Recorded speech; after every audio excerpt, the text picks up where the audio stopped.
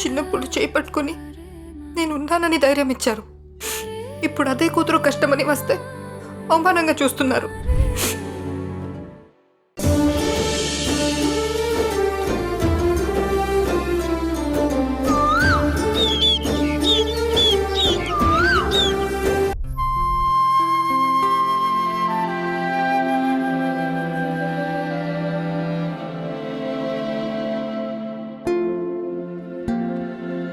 నేను లోపలికి రావచ్చా?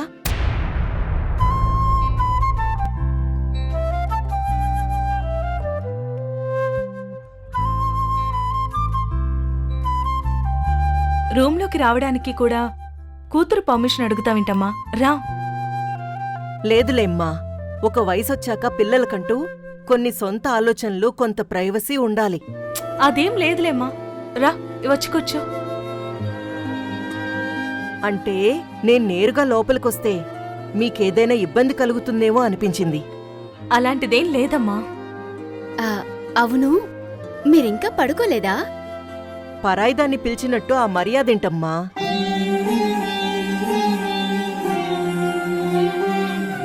నువ్వింకా పడుకోలేదా అమ్మా?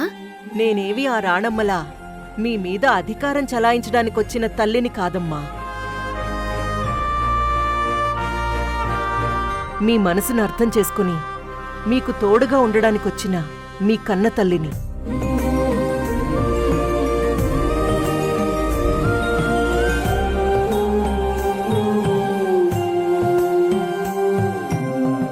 ఇఫ్ యూ డోంట్ మైండ్, నేను కూడా మీతో జాయిన్ అవ్వచ్చా? రా కృష్ణ, రా.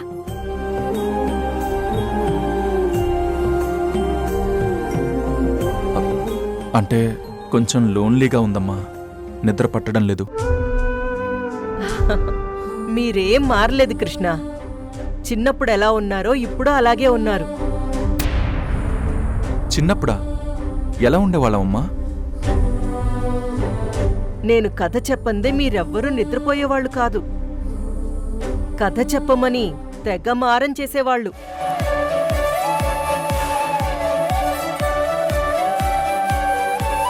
అమ్మా ప్లీజ్ అమ్మా, ఇప్పుడు కూడా మాకు అలానే కథలు చెప్పమ్మా.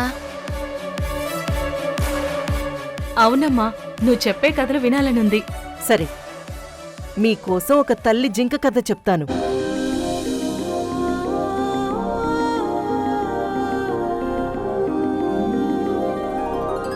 అనగనగా ఒక అడవిలో నాలాంటి ఒక తల్లి జింకుండేది. దానికి మీలాగే 3 అందమైన పిల్లలుండేవి.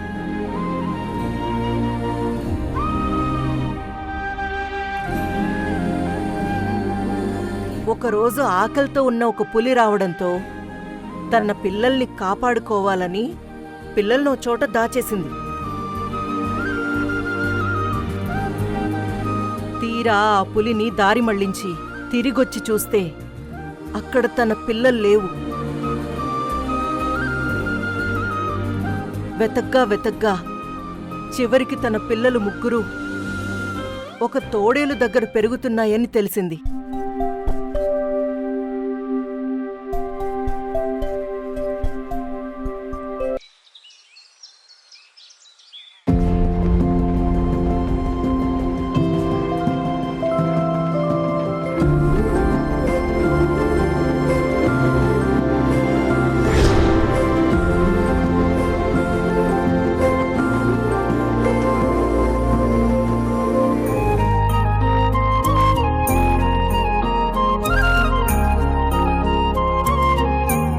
సరే అమ్మా, నేను బయలుదేరుతాను. సరే అమ్మా, నేను కూడా వెళ్తాను. ఆగు, వెళ్తాను కాదు వెళ్ళొస్తాను అనాలి. సరే అమ్మా, వెళ్ళొస్తాము. వెళ్ళొస్తాం. అలాగే. ఆగండి. గతం మర్చిపోయింది మీ నాన్నైతే మీ ఇద్దరికి ఏమైంది? మీ చిన్నప్పటి విషయాలు మీకు కొన్నైనా గుర్తుండాలి కదా. చిన్నప్పుడు మీరు స్కూల్కెళ్ళేటప్పుడు నేనే మీకు ఎదురొచ్చేదాన్ని కదా. ఏంటి గుర్తులేదా? మాకు చిన్నప్పటి విషయాలేవీ గుర్తులేవమ్మా. దాన్ని అడ్డం పెట్టుకునే కదా ఎవరు పడితే వాళ్ళు అమ్మనని ఇంట్లో చేరి మమ్మల్ని మోసం చేసింది